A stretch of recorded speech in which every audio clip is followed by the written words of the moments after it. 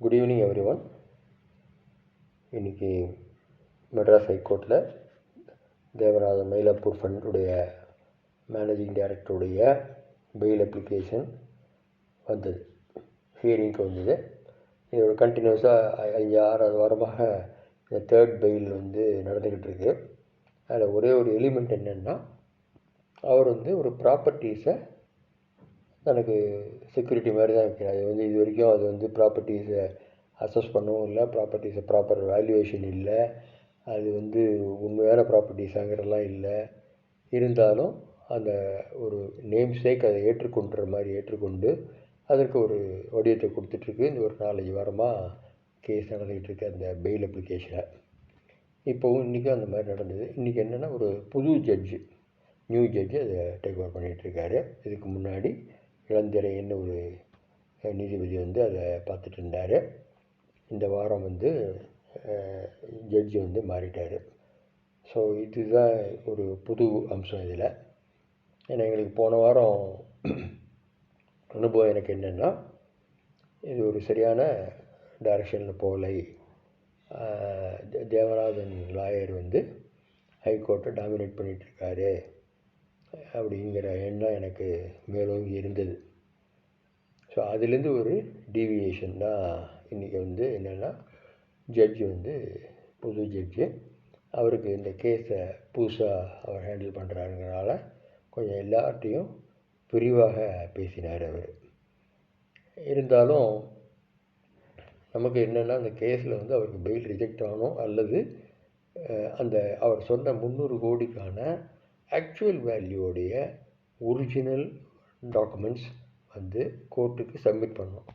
இது இல்லாத வரைக்கும் அந்த கேஸில் நமக்கு ஃபார்வேர்டாக போகாது. அப்போ இன்றைக்கி என்ன கேஸில் என்ன நடந்திருக்கு அப்படின்னு பார்த்திங்கன்னா, ஜட்ஜு ஒரு கிளியராக 2-3 விஷயங்கள் பேசினார்.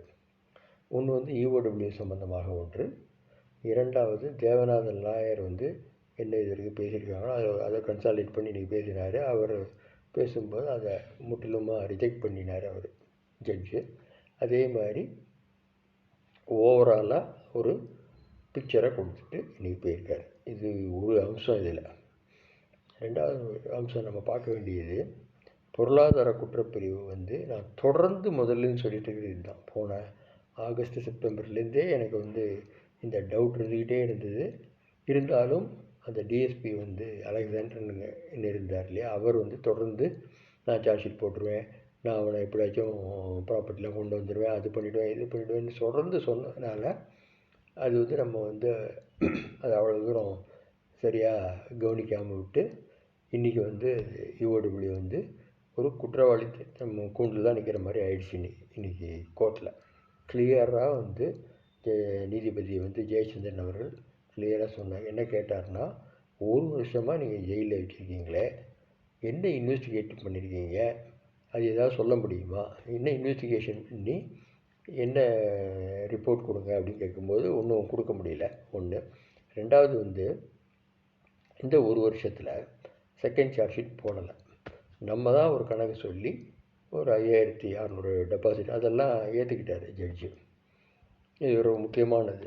600 கோடிங்கிறதையும் ஏற்றுக்கிட்டாரு, 5600 டெபாசிட்டர்ஸுங்கிறதையும் அவருக்கு அதெல்லாம் ஏற்றுக்கிறாரு. ஆனால் EOW இது வரைக்கும் எந்த கேஸ்லையாவது நீங்கள் சார்ஜ் ஷீட் பண்ணி ஒரு கேஸை இன்வெஸ்டிகேட் பண்ணி முடிச்சிருக்கீங்கன்னு உங்களால் சொல்ல முடியுமா அப்படின்னு பிபியை பற்றி கேட்குறாரு. பிபிக்கு பதிலே சொல்ல முடியல, ஒன்றும் பண்ண முடியல. ஸோ நீங்கள் ஒரு குற்றவாளியை நீதிமன்றத்தில் வைக்கிறீங்க, 1 வருஷமாக வச்சுருக்கீங்கன்னா, அந்த 1 வருஷத்தில் என்ன இன்வெஸ்டிகேட் பண்ணியிருக்கீங்கிறத தெளிவாக சொல்லணும். அப்படி இல்லாமல் அவருக்கு பெயில் கொடுக்கக்கூடாதுன்னு சொன்னால் அது எந்த விதத்தில் கரெக்டாக இருக்க முடியும்னு அவரை பப்ளிக் ப்ராசிக்யூட்டரை கேட்குறாரு. ப்ராசிக்யூஷன் சைட்லேருந்து கிளியர் கட்டாக என்னன்னு, இல்லை அவர் ஏமாற்றிட்டாரு, இந்த மாதிரி ப்ராப்பர்ட்டிஸ்லாம் நிறைய இன்கம்பன்ஸ் இருக்குது, அது இருக்குது, அது ரியல் வேல்யூ கிடையாது, அதெல்லாம் இருக்கட்டும், அது அடுத்தது இன்வெஸ்டிகேஷன் நீங்கள் என்ன பண்ணீங்க அப்படின்னு கேட்டார். அது ஒன்று. இந்த பக்கம் தேவநாதன் லாயர் ஒரு கமிட்டியை போடுங்க, அந்த கமிட்டியில் ஒரு ரிட்டையர்ட் ஜட்ஜை போட்டிங்கன்னா அவர்கிட்ட நம்ம எல்லாத்தையும் ப்ராப்பர்ட்டி எல்லாம் ஒப்படைச்சோம்னா அவர் பார்த்துப்பார், அதெல்லாம் கமிட்டிலாம் போட முடியாது அப்படின்னு கிளியர் கட்டாக சொல்லிட்டார். அது மாதிரி சுப்ரீம் கோர்ட் ஜட்ஜ்மெண்ட்லாம் இருக்குது. இந்த மாதிரி விஷயங்களுக்கு வந்து பெயில் கொடுத்தாலும் வந்து அதனால் ஒன்றும் பாதிப்பு பெருசாக வராது அப்படிங்கிற மாதிரி தேவானந்த லாயர் சொன்னார். சுப்ரீம் கோர்ட் வேறு மாதிரியும் சொல்லியிருக்கு, அதெல்லாம் நம்ம ஏற்றுக்க வேண்டாம். நாங்கள் எங்களோட அனுபவத்தில் நிறைய பார்த்துருக்கோம். இந்த மாதிரி பெயிலில் விட்டுட்டு அப்புறம் பின்னாடி வந்து அது வந்து அந்த பக்கமே எட்டி பார்க்காம, கோர்ட் பக்கமே எட்டி பார்க்காம இருக்க நிறைய கதைகள்லாம் உண்டு. அதனால் அதெல்லாம் நம்ம ஏற்றுக்க முடியாது. அப்போது எங்களுடைய லாயர் வந்து சீனியர் கவுன்சில் எம்ஜிஆர் பிரசாத் வந்து இன்றைக்கி அட்டன் பண்ணார். அவர் நம்ம என்கேஜ் பண்ணோம். அவர் ரொம்ப கிளியராக சொன்னார், ப்ராப்பர்ட்டியை அவர் பேரில் தேவராஜன் பேரில் இருக்குன்னா அதை டெபாசிட் பண்ண சொல்லி அதுக்கப்புறம் தான் நம்ம வந்து அது எவ்வளோ வேல்யூவேஷன் பண்ணி அந்த வேல்யூவேஷன் எவ்வளவுன்னு சொன்னால் தான் நமக்கு வந்து கண்டிப்பான ஒரு முடிவுக்கு வர முடியும். அது இல்லாமல் இது சம்மந்தமாக பேசுகிறது முடியாது அப்படின்னு சொன்னால் அதை வந்து ஏற்றுக்கிட்டார் ஜட்ஜு. அப்போ கடைசியாக சொல்லும்போது இந்த நீங்கள் ப்ராப்பர்ட்டியோட வேல்யூ அடுத்த வாரம் கொடுக்கணும் அப்படின்னு சொன்னால் அவங்க 6 வாரம் டைம் கேட்டாங்க தேவராஜன் லாயர். 6 வாரம்லாம் கொடுக்க முடியாது, 25th நீங்கள் வந்து கண்டிப்பாக எல்லாத்தையும் ஃபைல் பண்ணுங்கள் அடுத்த வாரம் 25ன்னு சொல்லி இது முடிஞ்சிருக்கு. இப்போ நமக்கு என்ன இதெல்லாம் இதுலேருந்து என்ன தெரிய வருது அப்படின்னா, ஒரு சட்டம்ங்கிறது வேறு, மக்களின் யதார்த்த நிலைமைகள்ங்கிறது வேறு. இது ரொம்ப ரொம்ப நம்ம கூர்மையாக புரிஞ்சுக்கணும். சட்டம் யதார்த்த நிலைமை ஜட்ஜுக்கு தெரியாமல் இல்லை, நீதிபதிக்கு கம்ப்ளீட்டாக தெரியும் என்ன நடக்குது, எல்லா ஜட்ஜஸுக்கும் தெரியும். ஆனால் சட்டம்னு ஒன்று இருக்குது இல்லையா, அப்போ சட்டங்கிறது நியூட்ரலாக இருக்கும்படி தான் அவங்க நடந்துவாங்க. ஸோ அந்த மாதிரி இருக்கும்போது இந்த சைடும் கேட்கணும், அந்த சைடும் கேட்கணும், இந்த சைடு தப்பையும் சொல்லணும், அந்த சைடு தப்பையும் சொல்லணும், இந்த சைடு ரைட்டையும் சொல்லணும், அந்த சைடு ரைட்டையும் சொல்லணுங்கிறது தான் சட்டம். அந்த சட்ட புஸ்தகத்தில் என்ன இருக்கோ அதுதான் அவங்க பண்ண முடியும். ஸோ இந்த மாதிரி அடிப்படையில் நம்ம மூவ் பண்ணும்போது எங்கே தவறு நடந்திருக்கு அப்படின்னு நம்ம பார்க்கும்போது பொருளாதார குற்றப்பிரிவு தான் மேஜர் பிளண்டர் பண்ணியிருக்கு. அதில் என்ன மெயினானா, நாங்கள் தொடர்ந்து நான் சொல்லிகிட்டு இருக்கேன், இந்த ஷேர்ஸ் வந்து அந்த வேல்யூ கிடையாது அப்படின்னு.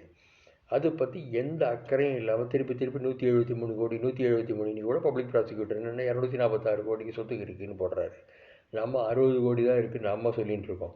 சரி, அதைத்தான் இன்றைக்கி சொல்லுவார்னு பார்த்தா போன விசிட்டிங்கில் அதான் சொன்னார், 60 கோடி தான் மொத்த வேல்யூன்னு. இன்றைக்கி திடீர்னு 246 கோடின்னு சொல்லிகிட்டு இருக்காரு.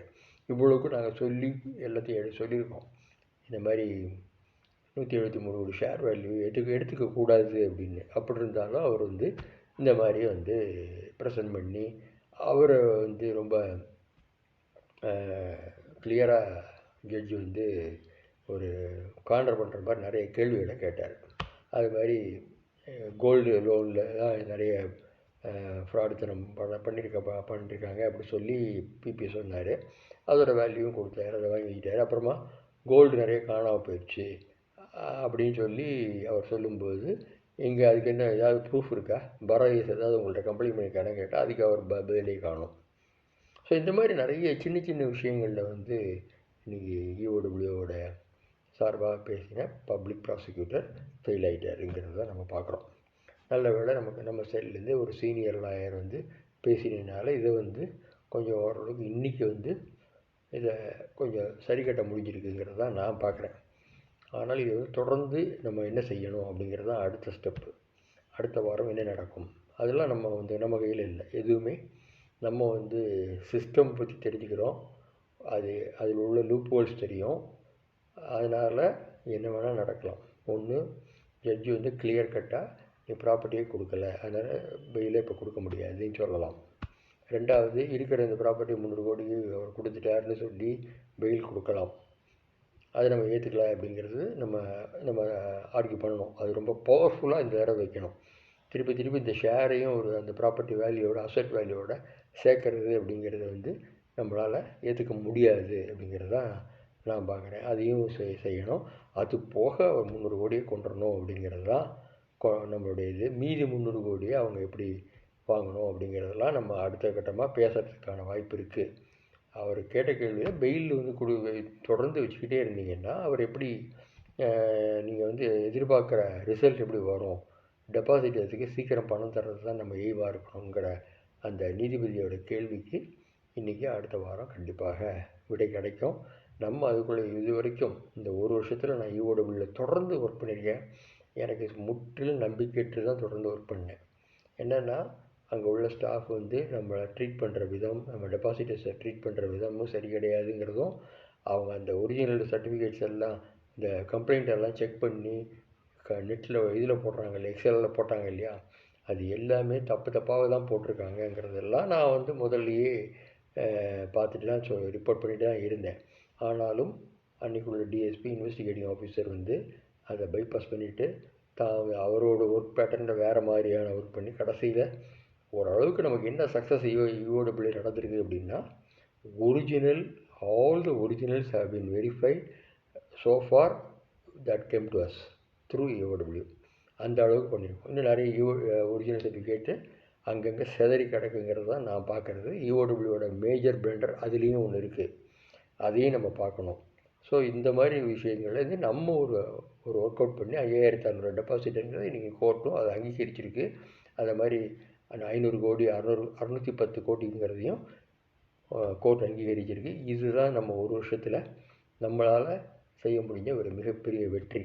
இந்த வெற்றியை திருப்பி எப்படி அதை வந்து ஃபர்தராக கன்சால்டேட் பண்ணணும் அப்படிங்கிறது தான்.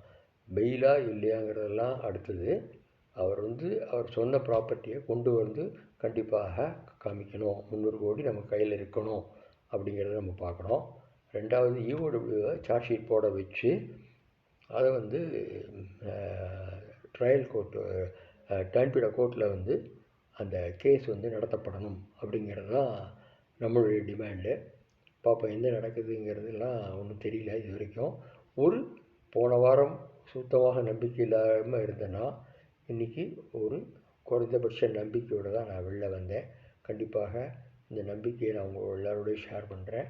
பார்ப்போம். ஒவ்வொரு தரவும் ஒவ்வொரு விதமான இது நடக்குது, ப்ரோக்ரஸ் போயிட்டுருக்கு அல்லது பின்பக்கமாக இழுக்கப்படுகிறது. எல்லாத்துக்கும் நம்ம தயாராக தான் இருக்கணும் அப்படிங்கிறது தான் என்னோடய பார்வை. ஏன்னா நான் இந்த சட்டத்தை நான் என்றைக்குமே நம்புறது இல்லை, உண்மையும் சொல்லிடுறேன். சட்டம் ஏன்னா நம்புறது இல்லைன்னா ஜட்ஜி நல்லவரா கெட்டவராங்கிறது முக்கியம் இல்லை. ஓவராலாக இந்த சிஸ்டம் இப்படி தான், பொலிட்டிக்கல் சிஸ்டம் இப்படித்தாங்கிறது எனக்கு தெரியும். அதில் இவ்வளோ தூரம் நம்ம இழுத்து கொண்டு வந்திருக்கோம். இது இன்னும் பாசிட்டிவாக நம்ம கொண்டு போகிறதுக்கு எல்லாவித முயற்சிகளையும் எடுப்போம். கண்டிப்பாக நம்ம வெற்றி பெறுவது என்பது உங்கள் அனைவர் கையிலே இருக்குது. நீங்கள் எல்லாரும் ஒற்றுமையாக இருந்தீங்கன்னா கண்டிப்பாக நம்மளால் வெற்றி பெற முடியும் என்ற நம்பிக்கை எனக்கு இன்னமும் இருக்குது. நன்றி, வணக்கம்.